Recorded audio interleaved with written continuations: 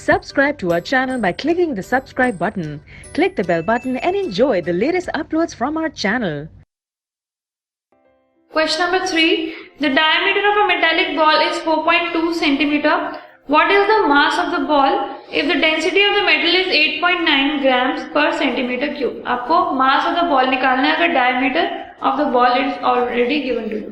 So the diameter of the ball given to us is 4.2 centimeter.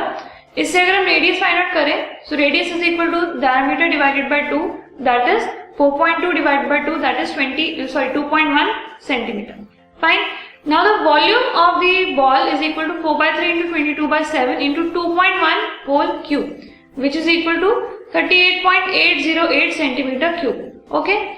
अब ये हमारे पास volume आ गई है. अब इससे हमें मास निकालना है. So mass of the ball, mass of anything is equal to density multiplied by the volume. So mass is equal to the density given to us is 8.9 multiplied by 38.808, that is 345.39 grams. And this is an approximate figure.